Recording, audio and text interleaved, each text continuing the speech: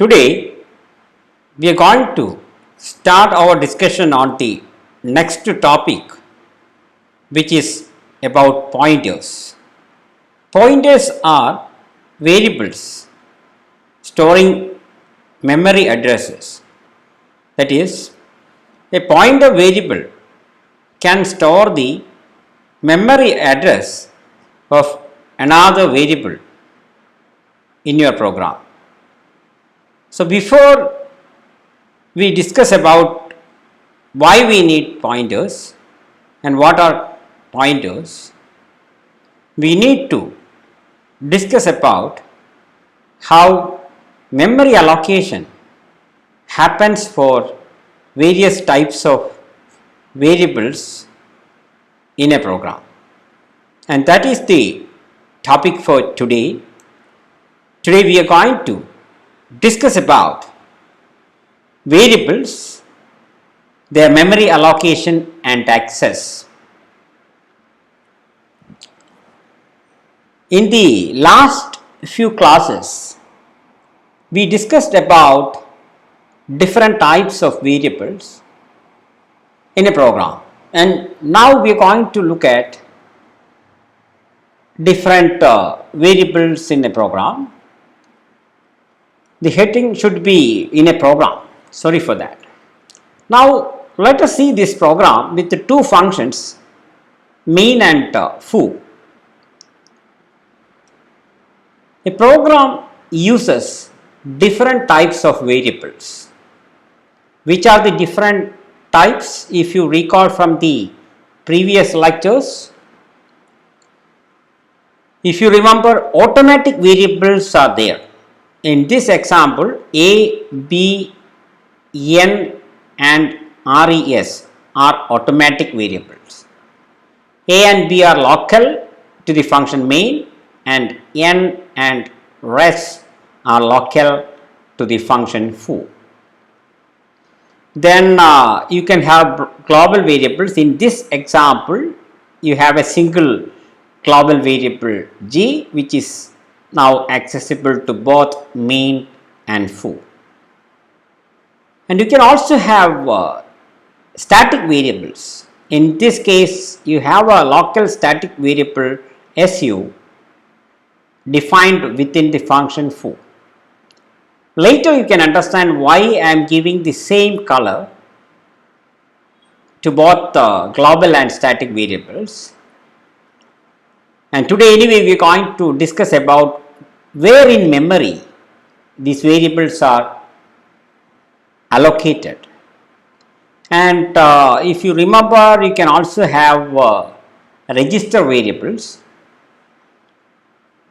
Anyway, main memory is not required if registers are available for a register variable, and if registers are not available, they are automatic variables only. So, in this program, I do not have an example register variable, and that is not required for today's discussion also.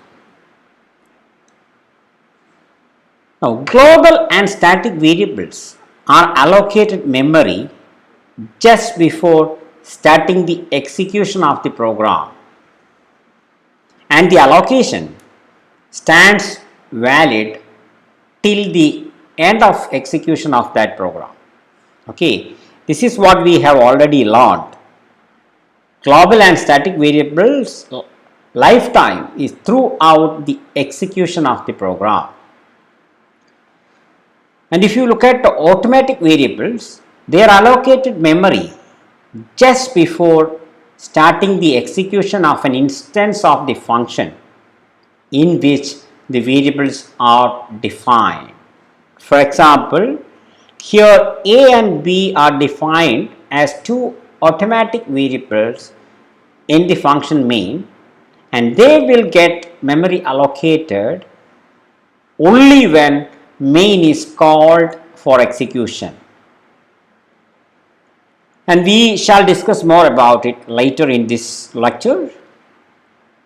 And the allocation for local variables or automatic variables is valid only during the execution of that instance. The moment that function instance finishes execution, the memory is not valid after that. For example, if you look at foo, the main is making a call to foo. The moment foo finishes execution by executing the return statement, the memory allocation for n and res is said to be removed or deallocated. So that's what I wanted to tell you. I think till here it's clear to you. So we have various types of variables, automatic variables which are local and getting memory only when a function instance is created during execution and only valid during the execution of that particular instance. Global and static variables are allocated just before the main function starts its execution, and that allocation stands valid till the end of the execution of the program, or main in the case of a C program. Now, memory requirement for executing a program. So here our objective is to look at what are different types of memory allocation that you need for executing your program. Let us look at this program. Now I am showing you only the main function. Another function foo is called, that I will show you later. Now if you look at the main memory of your computer, which is random access memory, you can depict it like this. The memory address says starts with 0, 0 is the address of the first byte, it goes like this. Okay, so the memory can be viewed as a large sequence of bytes. Each byte is having an address. Now, what is the memory requirement for a program when it is to be executed? Memory, in this case the random access memory, is required for storing the executable code of active function instances. You know that if you want to execute this C program, this needs to be first translated into binary, a binary equivalent program, and that is called an executable version of it. And when you want to execute the main function, the executable version of the code, this program text, needs to be copied into the main memory.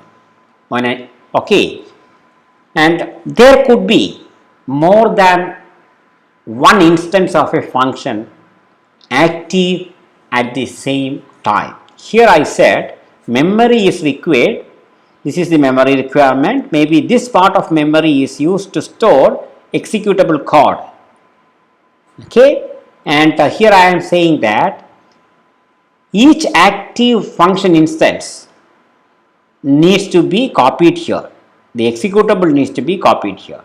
And the second point saying there could be more than one instance of the same function, maybe main, active in the memory at the same time. How? I can give you example. Suppose you execute this program, it starts with the main function. The moment you start executing it, before the processor can execute it, its executable code, which is the binary equivalent of this program, must be loaded into the main memory of the computer. So by this I mean the binary equivalent of the program text is copied into this. So a sequence of binary instruction for main is coming first, maybe starting from the memory address 0. Okay. Now if you proceed down, you will come to this function call. So here we are only interested in function calls. So what will happen? This is a function call. So a new instance of the foo function needs to be created. That means the binary equivalent of the foo function, which is this, binary equivalent of this needs to be loaded into the memory. So, an instance of foo is loaded into the memory and the function is being called. Control comes to this function.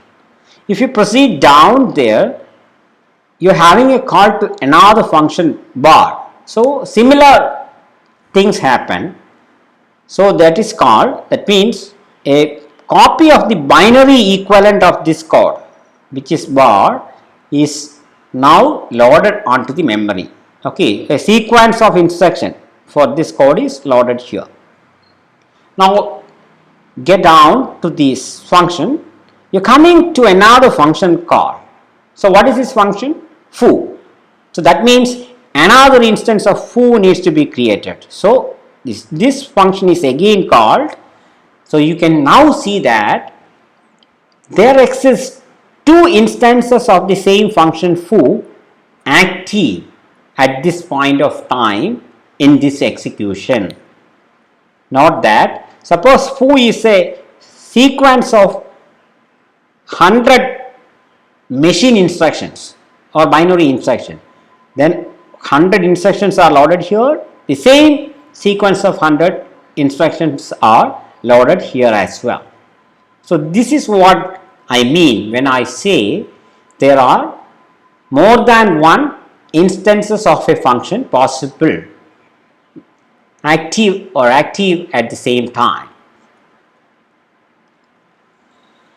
Now, you need memory for storing executable version of the functions. So, this is that portion, and also you need main memory for storing global and static variables, no doubt. A separate chunk or segment of the memory is used for that, and that is why I had given the same color to both static and global variables in our previous example program.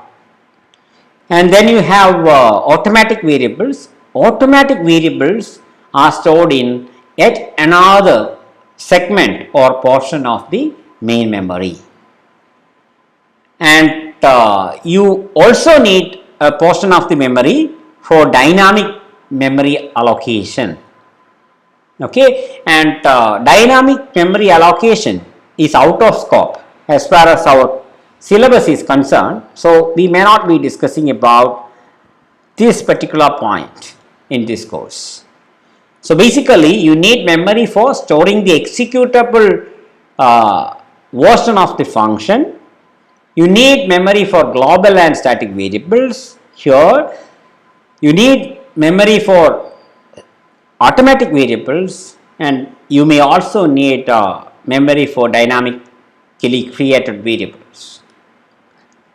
So, you can view that the whole memory, as far as your program execution is concerned, you can assume that the whole memory is divided into a number of chunks or segments.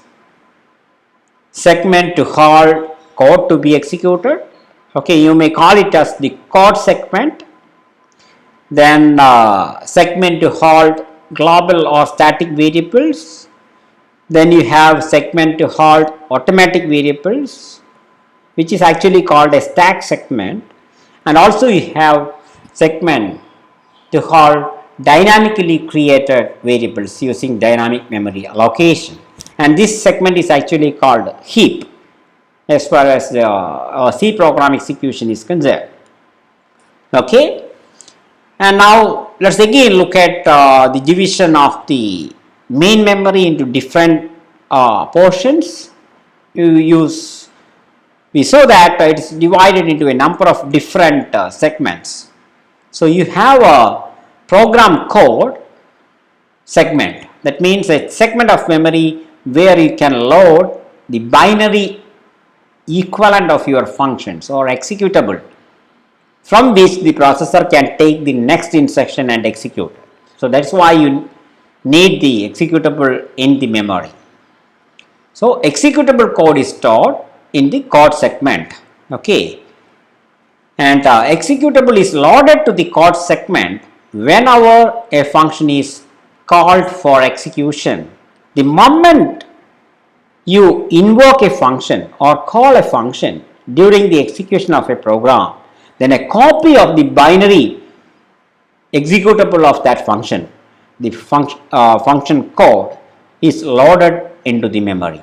Where? Into the program segment or the code segment. Now we have seen global and static data needs to be stored in another segment. You call it as static segment or whatever. Global and static variables are allocated memory in a separate segment, and you call it a static segment. And now you have the program stack or the stack segment where you can store automatic variables. So for all the local variables you defined in your functions which are not static, those variables are getting memory allocated in this segment of the memory. And here the allocation and deallocation are automatically performed by the runtime system, and that is why those variables are called automatic variables, because they are getting memory allocated automatically the moment a function instance is created or a function is called, and it is also automatically deallocated when the function finishes its execution. And now finally you have the heap segment, which is used for managing dynamic memory allocation. And what is dynamic memory allocation? Where you as a programmer has the full control on memory allocation. You can decide when you want to allocate memory for a variable or an array, and C provides you library function for memory allocation, and also it provides you a library function for deallocating memory. But in this course, dynamic memory allocation is not included, and hence we are not going to worry about the last segment of the memory. Okay, and you don't have to remember everything about all these segments. Just a basic idea, if you can remember, that will be great. Now what we are going to discuss is very important to understand pointers that we will be discussing about 2 lectures from now. Okay, so we can see what is memory usage when you execute your program. To understand that, let's consider an example program. Let's not worry about what this program is doing. Here the purpose is to understand when you execute a program, then how you are utilizing memory, or what kind of memory requirement is there for executing a program. And if you look at this program, you can see that there is a global variable G, there is a static variable R, and there are 3 automatic variables A, B and T, and A and B are local variables in main, and T is a local variable in bar.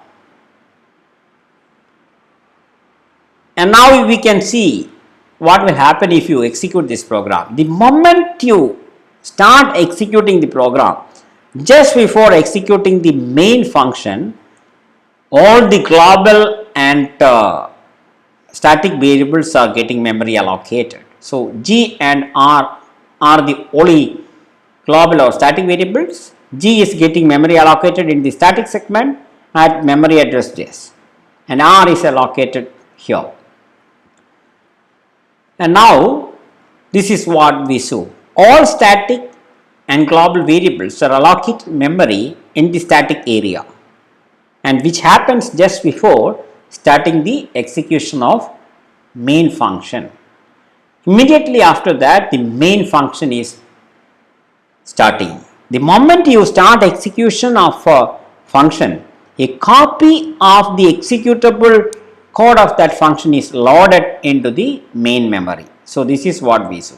When a function is invoked for execution, a copy of its executable code is loaded to the code segment. Maybe main is now a sequence of 20 binary instructions, then 20 binary instructions are here. And also when you call it, what will happen? It needs to get memory allocated for all its local or automatic variables. Okay, and in this case there are two variables A and B, and both are getting memory allocated, and this is what we saw. Is the functions automatic variables are getting memory allocated on the stack segment. So, this is the stack segment, and what are these? And what is created now is what is called an activation record for this function main. An activation record of the function main is created on the stack. And which are the various elements of the activation record? You have the variables A and B, and these are their addresses. The address of A in the memory is 100, that is an assumption, and address of B is 120. Could be any address, okay.